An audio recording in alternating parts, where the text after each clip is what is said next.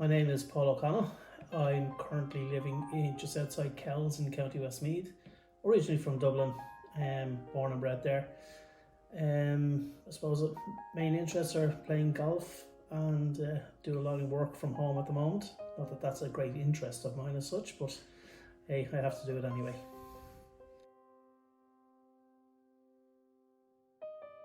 Probably a knife, a fishing net, and a satellite phone.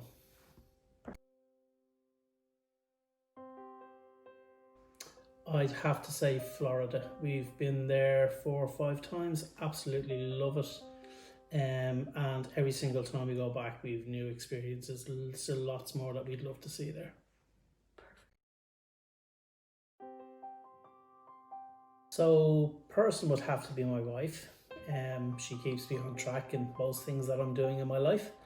And go-to thing that I would do is probably golf, because it gives me that time and space to be deep in my own thoughts quite often when I'm looking for a ball in a ditch.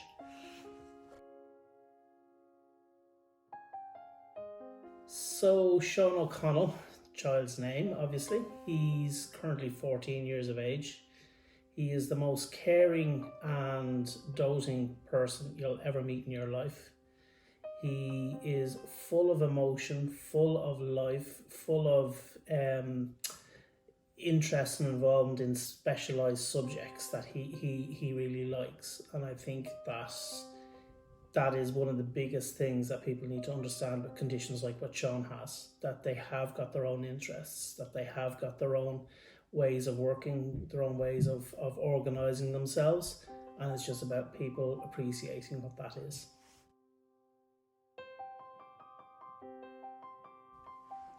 Sean is diagnosed initially with atypical autism, and from the age of 5 he was diagnosed with Asperger's.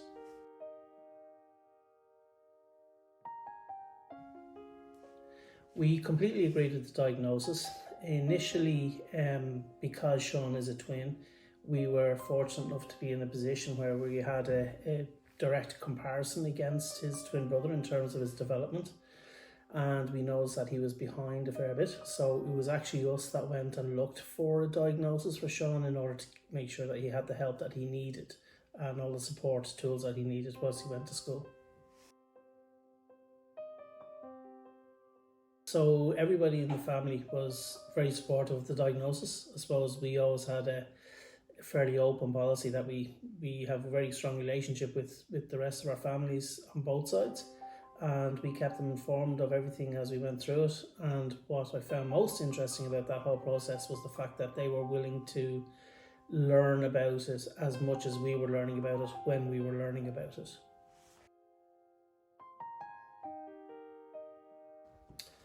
My initial feeling when the diagnosis came in, I suppose, was it was twofold. There was a little bit of anger, but there was also a sense of relief. The sense of relief from the point of view is that we knew then with that diagnosis that we were able to give Sean the support that he needed. My anger came from the fact that despite having been through another process with the HSE, they weren't and did not want to give him a diagnosis. They didn't want to label him as such. If we were to have waited for the HSE, Sean would have been 8 or 9 years of age before he would have had that diagnosis, so we had to go privately. We went privately, got his diagnosis, and Sean was able to get the support that he needed at a very early age going to school, which I think was absolutely vital. My own personal feelings in terms of having a child with Asperger's or with any other condition like that is that it's just the same as everybody else. We all have things that we need to live with in our lives. I was no more upset over the fact that he had Asperger's as opposed to my other son who has dyslexia, as opposed to anybody else who might have another condition. We all have a condition of some sort, I suppose, hidden somewhere.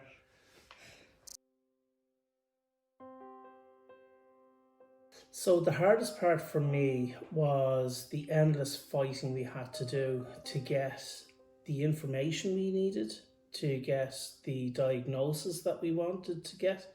Not that we wanted to get, but to get the diagnosis for Sean. To get the support functions in place for Sean. So, even despite the fact that we had the diagnosis, we had to go to the Department of Education and fight with them to get an SNA in place for him. When we were applying for domiciliary allowance, we had to fight with them to get domiciliary care allowance for him, so as we could get him and afford to buy him the sensory things that he needed in the house to be able to cope with everyday living. We had to fight again when they tried to take it away from us. We had to fight for that back again. We had to fight with the Department of Education again going into secondary school. It's just a constant fight to have to get the information and to get what he is entitled to from anywhere. That's very, very frustrating.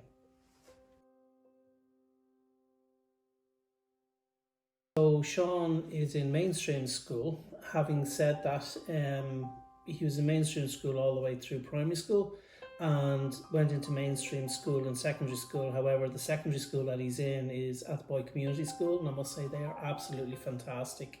Within that school, they have got a special unit for children like Sean, and they are able to, classes that he's exempt from, they bring him there and teach him certain life skills, like ironing, washing, things like that, baking.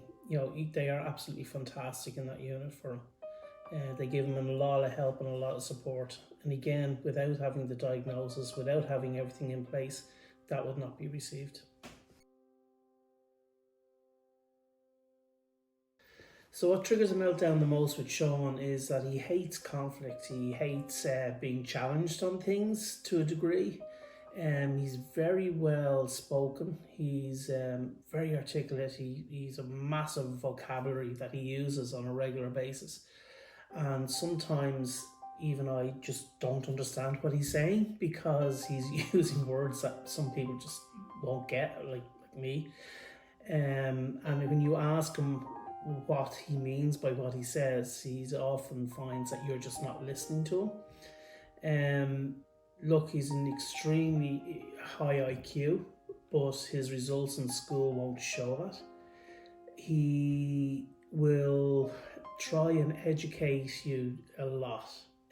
He's massively knowledgeable about things that he has an interest in, such as space, such as trains, such as sharks, and he will often try to educate you with those things, and unless you give him that time to be able to explain all the stuff that he's interested in it, even if you're not interested in it, he can get sometimes a bit frustrated with that. So it's about giving him the time as well. And we've got sort of, I won't say scheduled times, but we have got times where we would just sit there and listen to what he has to say and let him express all of it at once, if you like.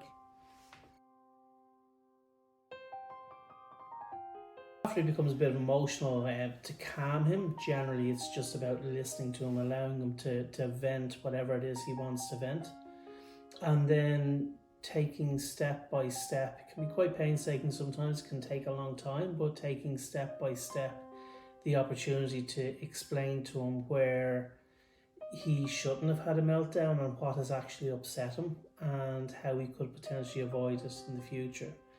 We've had a number of psychologists around to talk to Sean at various different times over the last 10, 11 years. But there's been a couple in particular, and one of the tools that they gave us was for him to look at green, amber and red zones.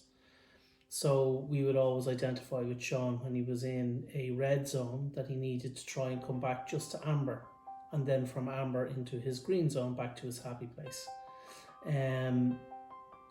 Quite often distracting him as well, completely away from that subject, can help, whilst it's not always the right thing to do, because you want to try and make sure that he's got the right information at the right time.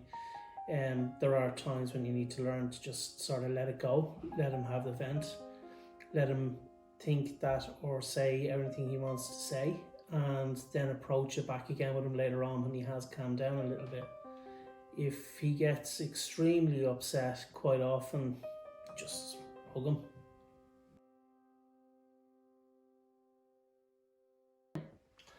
Okay, so Sean used to avoid certain foods, or also he hated clothes with labels on them.